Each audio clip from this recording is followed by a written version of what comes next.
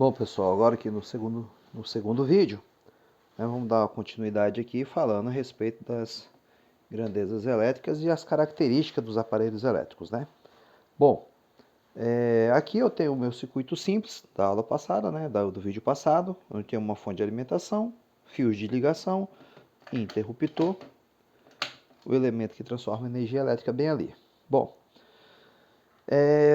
toda vez que eu quiser representar um circuito como esse, eu tenho a possibilidade de utilizar uma coisa chamada esquema elétrico, né, que é uma simbologia onde eu posso representar os elementos. Por exemplo, a fonte de energia elétrica eu posso representar assim, se for de corrente contínua, né? Se aqui eu tiver voltagem de corrente contínua, eu posso representar, no caso das tomadas, né? Eu posso representar dessa maneira aqui. Se isso aqui for uma voltagem de corrente alternada. A lâmpada eu posso representar dessa maneira aqui, né? Também existe uma outra simbologia para a lâmpada, que às vezes ela é representada dessa maneira também, né? Como fosse um filamentozinho desenhado dentro.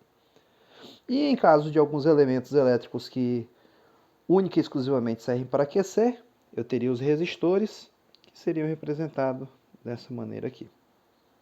O interruptor também tem a sua representação. Interruptor aberto no circuito seria simbolizado dessa maneira. Obviamente, interruptor fechado ficaria representado dessa maneira aqui no nosso circuito, tá? Então eu teria isso aqui como uma simbologia básica, né, de um circuito elétrico. Desse circuito que eu tinha feito aqui, se eu fosse representar ele, ao invés de eu ter toda a parafernália montada aqui, eu quisesse representar ele através de esquema elétrico, eu poderia desenhar ele dessa maneira aqui. Uma fonte, sendo que o lado maior representa o lado positivo da fonte. Os fios eu represento por traços. E aí eu teria aqui, por exemplo, uma lâmpada. E aqui eu teria um interruptor. Tá? O circuito está aberto. Eu teria dentro da fonte a força elétrica, que eu chamo de tensão elétrica, representada pela letra U. Tá? E quando eu fechar o circuito elétrico aqui, eu estabeleço no circuito o movimento das cargas elétricas, que eu chamo de corrente elétrica, representado pela letra I. Dentro da lâmpada, o elemento que vai dificultar a passagem da corrente elétrica vai fazer com que os elétrons que estão se movimentando, as cargas elétricas que estão se movimentando, entrem em atrito. E ao entrar em atrito vão gerar um pouquinho de calor dentro da lâmpada, né? Acho que talvez vocês já tenham experimentado, né? Essas lâmpadas aqui, elas esquentam, né?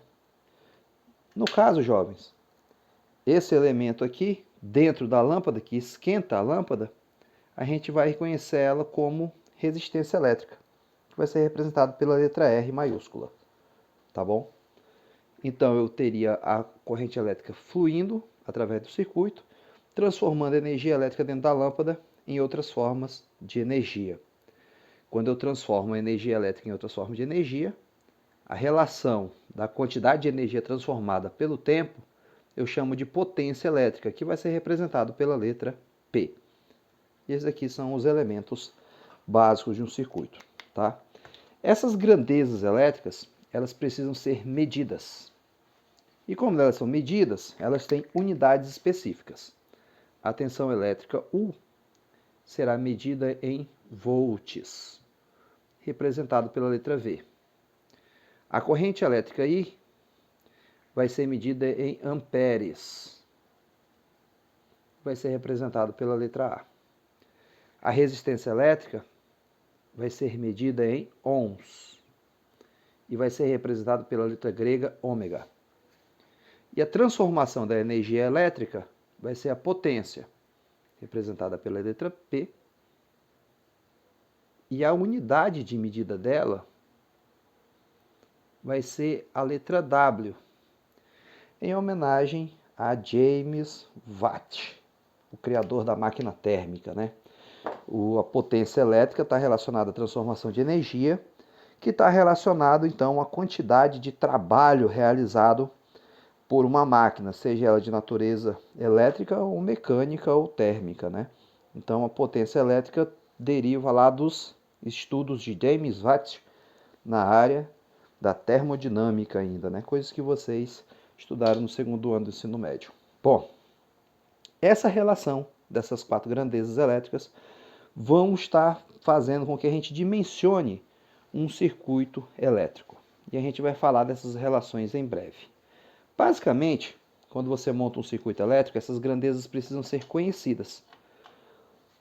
É óbvio que eu posso ter fenômenos semelhantes com intensidades diferentes. Por exemplo, eu posso colocar aqui uma outra lâmpada menor, tá? Vou puxar isso aqui mais para baixo um pouquinho. E nessa outra lâmpada menor também teria uma fonte e ela transformaria uma quantidade de energia elétrica. Reparem, eu tenho um circuito elétrico também com uma outra fonte, com uma lâmpada que transforma um tanto de energia. Aqui eu tenho uma outra lâmpada que transforma outro tanto de energia. Então, essa quantidade de energia transformada não é igual a essa quantidade de energia transformada. Eu tenho eletricidade virando luz, eletricidade virando luz, mas não é na mesma quantidade. Logo, aquela que transforma mais tem maior potência elétrica. A que transforma menos tem menor potência elétrica. Essa transformação que está acontecendo aqui, ela está transformando em luz, mas também está transformando em calor. A lâmpada aqui esquenta, a lâmpada aqui esquenta um pouco menos, mas também esquenta. E aí, jovens, entra uma outra coisa. Eu preciso conhecer os aparelhos elétricos e as características deles. Para eu fazer isso, eu preciso observar exatamente aquelas grandezas que eu falei agora há pouco: tensão, corrente, resistência. Resistência na parte prática nem tanto, porque é algo muito interno dos aparelhos, mas voltagem, corrente e potência elétrica é fundamental. Se você pegar uma fonte de alimentação, né, de um circuito aqui, você vai encontrar as indicações: 12 volts, 2 amperes. Tá? Então aqui eu já tenho uma relação da voltagem e da corrente elétrica, para eu ter uma noção de como é que isso aqui vai funcionar. Tá? Se eu pegar um outro tipo de aparelho, por exemplo, eu posso olhar aqui, eu vou ter a voltagem, a potência e até a frequência. Essa frequência aqui nada mais é do que a frequência padrão da corrente alternada, que a gente vai falar disso depois, tá? Mas veja que aqui eu tenho a voltagem de trabalho dela e a potência que ela vai estar transformando, então, aqui a eletricidade em outras formas de energia. Bom, no caso da lâmpada, eu estou transformando energia elétrica em luz e calor. Ela esquenta, mas ela não foi feita para esquentar.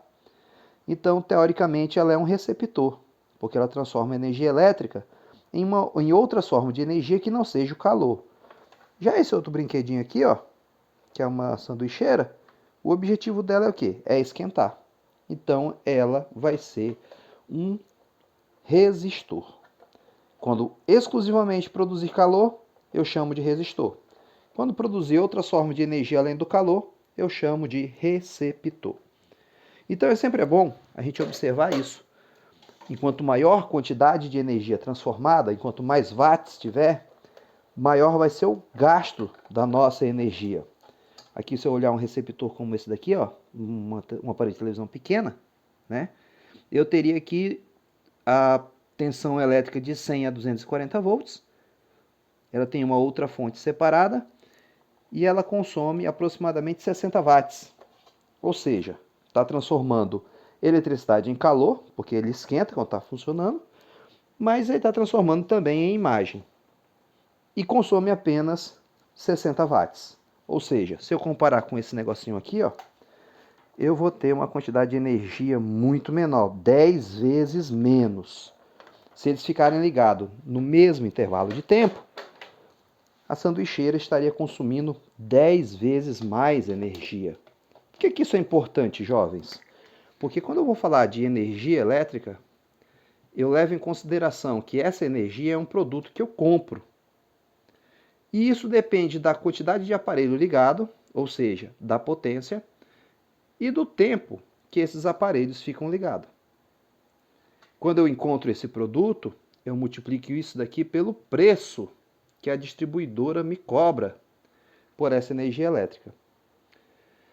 Essa potência, em grande quantidade, é medida em quilowatt. E como a nossa casa consome eletricidade o mês inteiro, esse tempo ele vai ser medido em horas. Então a energia elétrica que nós consumimos é medida normalmente em quilowatt-horas. E nós pagamos uma certa quantidade de reais por esses quilowatts-horas. Tá? Então na hora de determinar o que eu consumo de energia elétrica, eu levo em consideração isso daqui. Sempre é bom prestar atenção em tensão de alimentação, na corrente elétrica que ele consome e também no preço que a gente vai pagar na conta de luz se esses aparelhos ficarem ligados por muito tempo. Tá bom, jovens? Uma outra coisinha também que é interessante, e que eu vou falar disso já no nosso próximo vídeo, é a relação que existe entre as grandezas elétricas, tensão, corrente, potência e resistência elétrica. Tá bom? Então, nosso próximo vídeo, mais 10 minutinhos aí, 10, 11 minutinhos, para a gente falar da relação entre as grandezas elétricas. Beleza, jovens?